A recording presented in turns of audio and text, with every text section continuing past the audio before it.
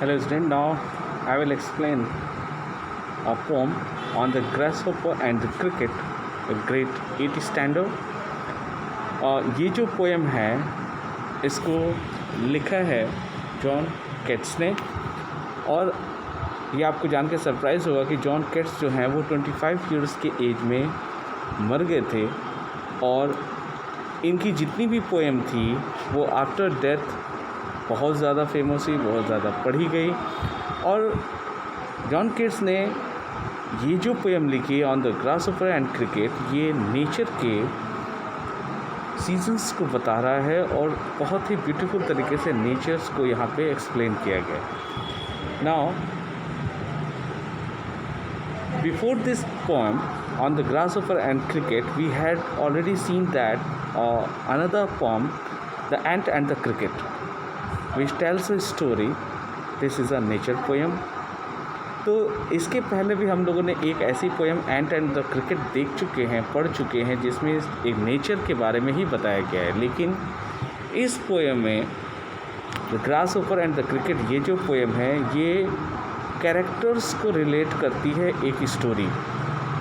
Okay और ये जो कैरेक्टर्स है ये उसको कैट्स ने सिंबलाइज तरीके से लिया है, एक सिंबल के तरीके से लिया है। जैसे ग्रासहॉपर जो है वो हॉट समर को रिप्रेजेंट कर रहा है और जो क्रिकेट है वो कोल्ड को रिप्रेजेंट कर रहा है, मीन्स विंटर को रिप्रेजेंट कर रहा है। ईच सजेस्टिंग समथिंग एल्स, और दोनों कुछ ना कुछ अलग तरीके से सजेस्ट कर रहे हैं, बता रहे हैं।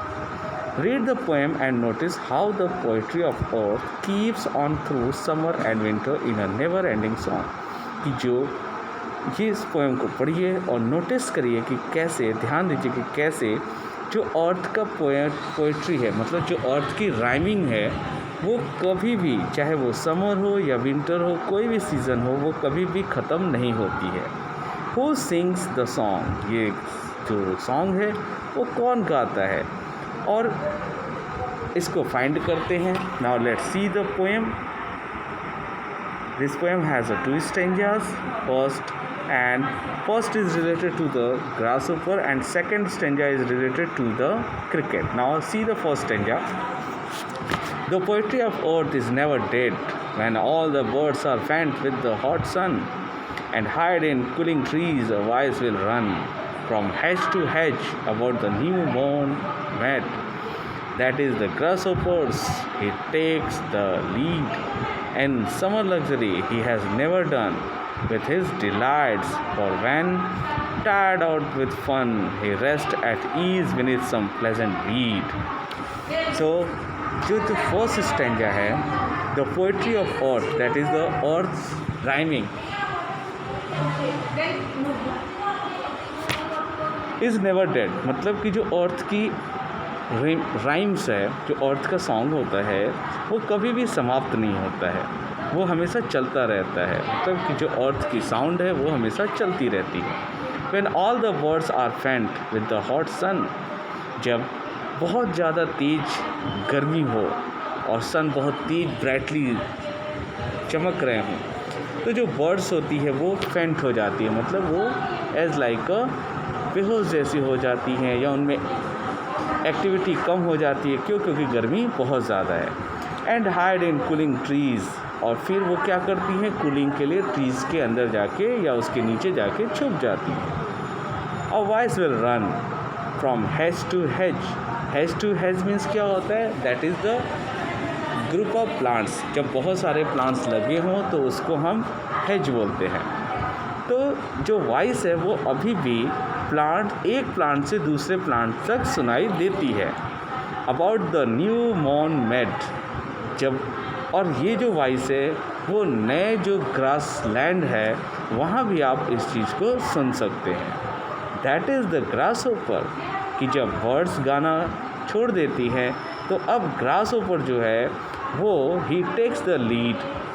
अब वो क्या करता है, वो इस सॉन्ग को गाना शुरू करता है। किस सॉन्ग को? अर्थ के राइम को। इन समर लग्जरी, अब जब समर का टाइम होता है, दैट इज़ द गर्मी, he has never done with his delight, वो इस चीज़ को खुश होते हुए नहीं करता है। क्यों? क्योंकि गर्मी में तो बेचारा थक जाता है। For when tired out with fun, और जब वो इस मस्ती से थक जाता है, क्योंकि गर्मी बहुत ज़्यादा है, he rest at ease beneath some pleasant weed. तो वो क्या करता है कि जो ग्रासेस होते हैं लंबे लंबे, उसमें जाके छुप जाता है, उसके नीचे जाके बैठ जाता है और रेस्ट करने लगता है। तो गाना कौन गाएगा अर्थ का? अब नेक्स्ट स्टेंजा में हम देखते हैं कौन गाना गाता है, क्योंकि गाना तो कंटिन्यू है, never and dead. The poetry of earth is in never, कि जो अर्थ की पोइट्री है, जो अर्थ की राइम है, वो कभी भी एंड नहीं होती है। On a loan winter evening when the Frost has brought a silence, कि जब विंटर की इवनिंग में भी क्या होता है, जो फ्रॉस्ट आ जाती है, जो मिस्ट आती है, उससे पूरी तरीके से साइलेंस हो जाता है एरिया, मतलब एकदम शांति छा जाती है। From the stone there hills, from the stone there thrills the cricket song, तभी हम क्या देखते हैं कि जो स्टोन के श्रिल्स हैं, वहाँ से जो क्रिकेट है वो गाना शुरू करता है। इन वार्मथ इंक्रीजिंग एवर, जिससे कि जो गर्मी है वो भी बढ़ने लगती है।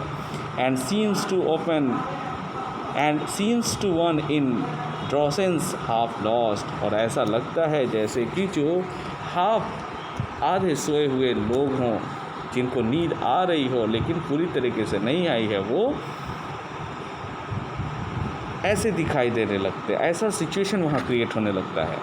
The grasshopper among some grassy hill, और ऐसे लोग ये अज्यूम करते हैं कि ये तो ग्रास ओफर ही होगा, लेकिन वो तो क्रिकेट होता है। So this is your poem student, I hope you understand. This is a nature related poem, read properly and try to understand. Thank you.